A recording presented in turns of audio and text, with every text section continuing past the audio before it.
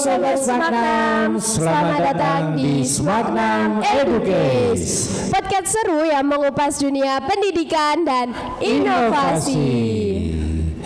Saya Nafi Uriski dan saya Santoso Suryo Laksito akan memandu podcast pada hari ini. Oke, baik, hari ini kita akan bahas apa ini tentang Smaknam, tentang SMK Negeri 6 Sukoharjo. Kita akan membahas mengupas tuntas seluruh jurusan yang ada di SMK Negeri 6 Sukoharjo, Pak. Luar biasa. Dan hari ini kita ada satu jurusan yang luar biasa karena di dalamnya ada siswa-siswa yang semuanya rata-rata laki-laki. Tapi ada juga yang tidak seperti laki-laki. Contohnya siapa nanti kita akan cari ya. Oke, baik, hari ini kita ada dua tamu nih. Ada dua tamu, yang satu Bapak Guru yang sangat tampan, mengalahkan ketampanan saya saat ini. Kalau besok sih menang saya. Dan yang kedua ada seorang siswa yang sangat sombong sih katanya Iya Pak, sangat sombong katanya, terkenal sangat sombong. Oh gitu, ya.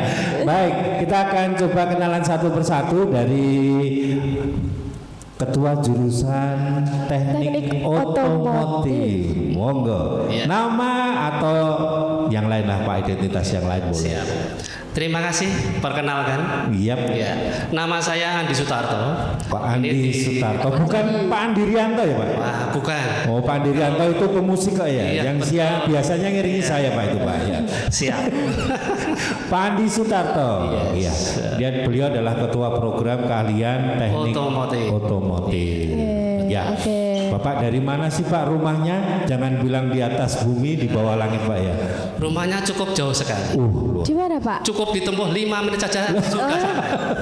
Saking jauhnya 5 menit sampai. Ya. Tepatnya di Mayang Pak ya. Yes, betul. Berarti Bapak tiap hari pasti ngantuk. Ya, karena pasti. Mayang. Pasti. Mayang kan setiap hari Mayang. Mayang itu bermain wayang. Setiap malam. Nah, wayangan terus. Nah iya, betul kan?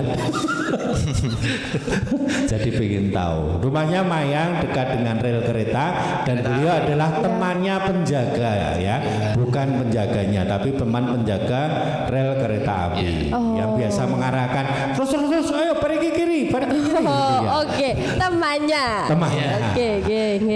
Baik, terima kasih Pak Andi. Dan sampingnya silakan dari perwakilan dari siswa yang terkenal tadi, sangat sombong tadi. Monggo silakan perkenalan.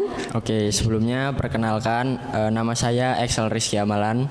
Saya perwakilan dari salah satu jurusan yang ada di sekolah, yaitu jurusan Teknik Otomotif. Oke, enggak usah nunduk-nunduk Mas ya. Kan katanya sombong, mosok gini-gini. Harusnya begini dong ya. Baik, kita nanti akan bertanya-tanya sih Pak. Kalau misalnya ada keberatan menjawab tidak apa-apa, kayak polisi ya sih. Kita akan bertanya-tanya karena ini nanti info ini akan masuk kepada adik-adik yang nanti akan masuk ke SMK Negeri 6 Sukoharjo. Kita informasikan ini loh.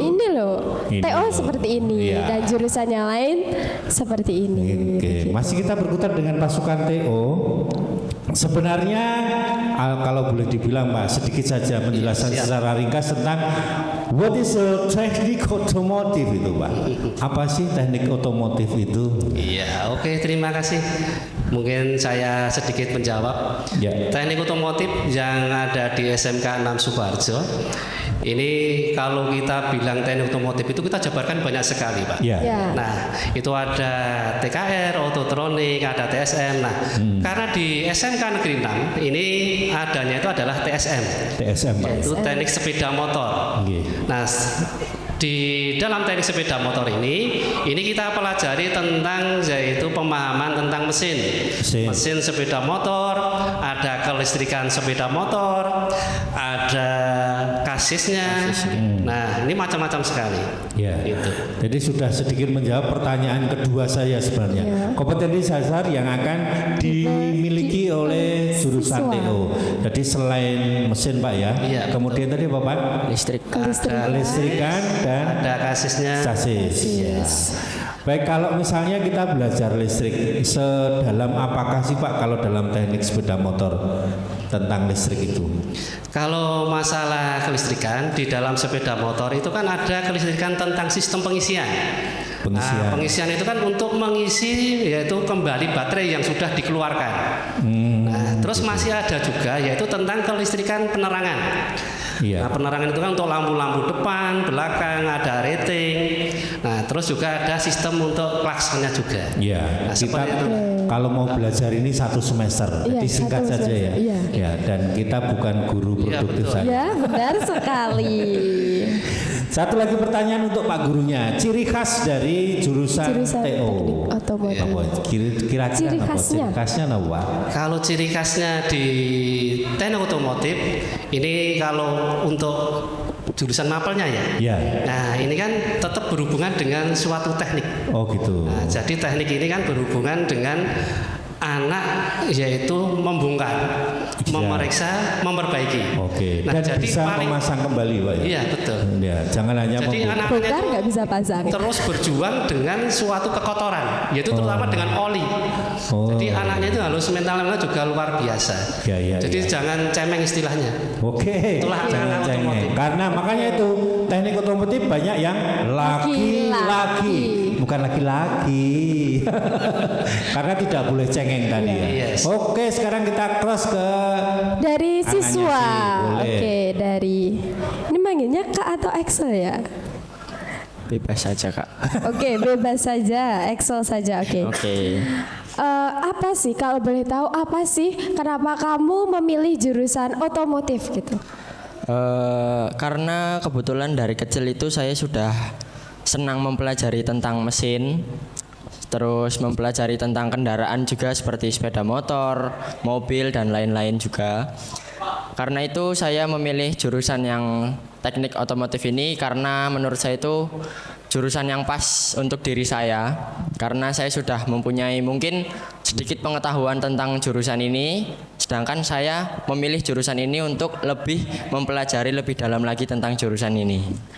Oke. Jadi kan memang basicnya dari dulu sudah hobi tentang otak-atik bongkar-bongkar mesin. Lebih ke khususnya kenapa kok harus di jurusan TO itu yang menarik dari apanya? Tadi kan teknik banyak sekali seperti yang dijelaskan Pak Andi tadi. Teknik itu sana. Kalau ke TO yang lebih ke menarikmu? Kalau yang lebih menarik itu pada saat pembelajaran praktik, Pak. Karena ada mungkin beberapa sekolah itu cuma mementingkan teori, tapi praktiknya kurang. Tapi kalau di jurusan kita, di sekolah kita itu lebih banyak praktik. Terutama praktik pada saat membongkar mesin ataupun pelajaran kelistrikan itu lebih mengutamakan praktiknya, Pak. Siap. Berarti pernah membongkar mesin dan praktek di bengkel sekolah pastinya gitu. Pernah. Dan bengkelnya lengkap, Pak ya? Lengkap sekali. Luar biasa. Sasis punya sendiri, listrik punya sendiri, mesin punya sendiri. Betul. Pilih SMK Negeri 6 Sukoharjo. Oke, next. Pertanyaan berikutnya. Pak Andi, boleh Pak Andi saya bertanya nih tentang tadi kalau disampaikan Excel tentang prakteknya banyak. Nah, mungkin saya sedikit ngulik tentang metode pembelajaran di jurusan TO. Apakah ya memang hampir semuanya seperti itu atau ada perkecualian, maksudnya antara praktik dan teori itu? Monggo Bapak. Ya, terima kasih.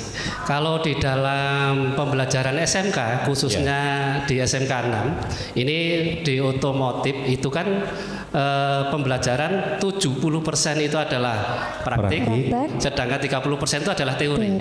Jadi anak itu betul-betul dituntut adalah skillnya.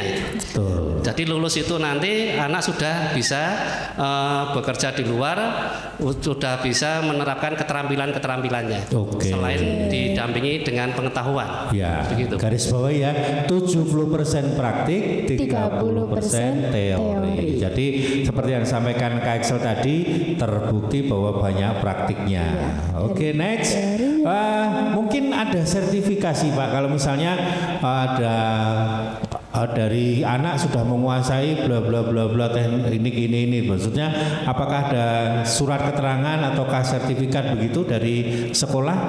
Ya, kalau di sekolahan di otomotif itu sudah ada karena kita sertifikasinya itu adalah Yamaha. Ya. Berarti nanti kita ujian itu bersama dengan Yamaha dan nanti yang mengeluarkan dari Yamaha. Oh, luar biasa. Jadi memang yang mengeluarkan sertifikat adalah dari dunia industri langsung, tidak hanya dari sekolah, tapi sudah disertifikasi, diverifikasi oleh Yamaha langsung. Luar biasa. Kita cross check ke sana sekarang. Sudah bisa membayang sel. Ini kan habis ini Anda PKL. Ya, udah kelas 11 di kelas 12. Pasti kalau SMK pasti akan mengalami yang namanya PKL. Ya. Menurut kamu nanti ketika PKL yang kamu bayangkan itu apanya? Gimana gitu? Kira-kira. Untuk PKL karena kita di sekolah dituntut untuk mengutamakan skill, tentunya di dunia industri nanti kita juga pasti tidak kaget karena di dunia industri nanti mungkin lebih dihadapkan dengan kenyataan atau realitanya, Pak. Kayak disuruh membongkar motor yang benar-benar milik orang lain, terus disuruh memperbaiki motor yang benar-benar rusak. Terus kan kita juga sudah mempunyai skill dulu di sekolah, biar nanti kalau kita di dunia industri itu mungkin gak terlalu tidak kaget. Tidak kaget, sudah belajar jadi, di sekolah. Sudah terbiasa bongkar pasang, cuma bedanya kalau sana betul-betul rusak ngoten Pak Nggih. Kalau sana yang di bengkel betul-betul rusak. Kalau sini kan etok-etoknya rusak. Cuman kita perbaiki begitu. Ini tantangan juga bagi anak-anak yang akan PKL gitu. Next, Bapak mungkin selain Yamaha, karena kita akan kerjasama dengan Yamaha. Tempat untuk PKL-nya itu selain Yamaha, mungkin kategorinya pripun Pak? Ya. Kalau tempat kita PKL, kita pertama kali itu adalah mengutamakan adalah dealer-dealer resmi dari Yamaha. Karena kita MOU-nya itu adalah dengan Yamaha. Pertama kali itu dulu. Nah, kalau Yamaha ini kan ada seperti Kondang Motor, ada SBR, ada Delta, mungkin ada Mataram Sakti juga, ada PAM, banyak sekali. Tapi nanti di luar juga ini untuk bengkel-bengkel yang tidak resmi pun, tapi itu sudah kita verifikasi. Jadi bengkel-bengkel itu sudah harus profesional. Jadi tidak memilihkan untuk tempat PKL itu yang kurang bonafit. Jadi kita adalah dari jurusan kita memverifikasi dulu sebelum tempat bengkel yang bukan resmi itu